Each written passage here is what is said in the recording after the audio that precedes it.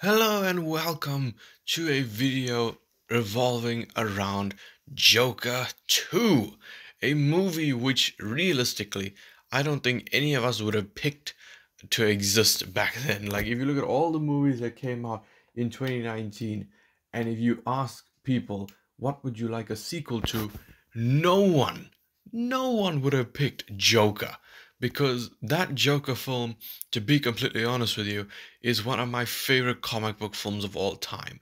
It is heartbreaking, it is amazingly shot, has, to be honest with you, in my opinion, the best music out of any comic book film ever.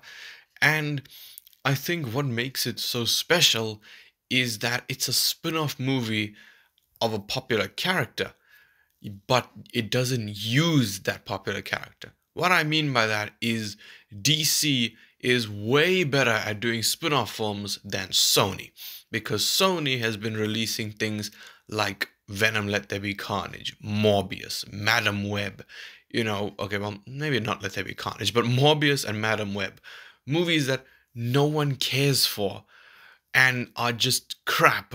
But then you have DC making things like Joker, and you know for a fact that this movie is going to be on the level of the first film, just in slightly different ways. The musical aspect, I think, is going to be something really, really interesting with this film. And one thing that I'm loving is Harley Quinn herself, because of course this is very different to the Margot Robbie version of Harley Quinn. Again, they should not be compared. I have already seen this video, well, the trailer isn't even like 2 days old as of recording, and there's already people hating on Gaga's version of Harley Quinn, and they're like, "Oh, Margot Robbie's so much better." They are not meant to be compared. Okay, there's no need to like lose your hair over this. Okay, we have like what, six Batmans, and people have their opinions on each of them, and you don't kill someone over it. Okay, I'm not gonna go and kill someone just because they say George Clooney is the best Batman. Okay, and same thing with Superman. There's like what, eight Supermans or something ridiculous. So yeah, same thing with Joker. There's a lot of Jokers, but oh boy, this movie, none of these characters should be compared with the likes of like the ones from the actual Batman films. Like this Joaquin Phoenix's Joker realistically can't be compared to like Heath Ledger or Jack Nicholson. This Harley Quinn can't be compared to the one, from Suicide Squad. Or well, the Suicide Squad. But yeah, they're very different. And that is kind of what I want to talk about here. Not so much the movie itself or the trailer itself, but something that I know people have like brought up since the Batman came out, but there's been a lot more who have been jumping on this bandwagon since this trailer released, and that is them wanting Robert Pattinson to be in the same universe as Joaquin Phoenix's Joker. And it's not so much that I want to talk about because obviously that isn't possible since we already have the Joker in Robert Pattinson's universe. But yeah, okay, I know that there's like a comic storyline or something called Three Jokers, where there's like three different versions of Joker. I don't know anything about that story. All I know is that there's three Jokers. But yeah, we already have the Joker played by Barry Keoghan in the Matt Reeves DC universe, well, Batman universe, should I say? We already have that. But this version of Joker against Pattinson's Batman, I have seen people just like, oh my god, take the biggest shit on Phoenix's Joker when it comes to something like that. They say that he's too pathetic, that he's too weak, that, to put Batman against this Joker, you would need the weakest version of Batman there, ever was and ever will be.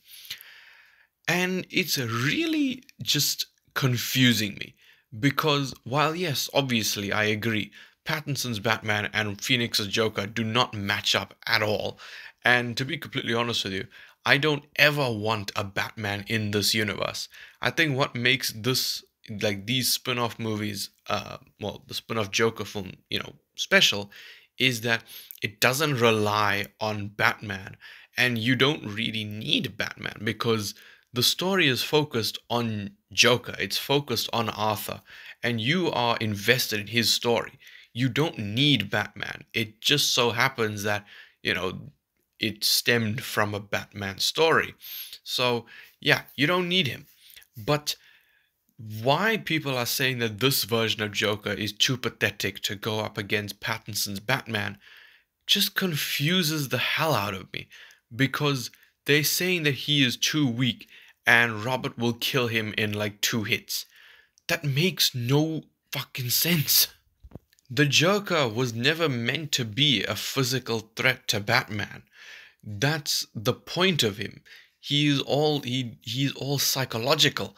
And even in the live action movies, you've seen that the Joker has only really handled himself against Batman by like catching him off guard. Look at Jack Nicholson's Joker from the 1989 Batman movie. He got his ass handed to him by Michael Keaton, and Michael Keaton's Batman isn't exactly the strongest, and he just wiped the floor with Nicholson's Joker. But of course, he ended up pulling him up, like over the building and stuff. But yeah, in terms of that little brawl they had, Jack Nicholson didn't even stand a chance. He literally punched Batman and got hurt. Okay, he's weak. He is weak, and that was the main aspect of that Joker, is that he killed Batman's parents. So that was like the psychological thing there. Then we had Heath Ledger's Joker, who again, not very strong, but the only reason that he got the upper hand on Batman is because he caught him off guard. Christian Bale's Batman, like he was using like the night vision thing over his eyes, and they were faulty, like flickering and stuff. And then he just turned around and got jumped by Joker. That is the only reason that Joker had Batman pinned down. Hey yo. So yes, the Joker is never meant to be a physical threat for Batman. And I feel like it doesn't matter which version of Batman you have against Phoenix's Joker. Depending on how you develop Phoenix's Joker in this next movie, whether, hopefully we get to see him like show some intelligence, because yes, obviously he is pretty smart, but we haven't seen him reach like Heath Ledger plan level intelligence yet. And I'm hoping that's what they do in this next movie, is show us that this is a Joker that has the brains, who can go against a Batman. And yeah, I mean, I'm really, really excited for this movie. And I'd say that this is on par with the Deadpool and Wolverine trailer for like the best trailer of 2024. I would actually argue that this one is better. So yeah, I think that's pretty much it.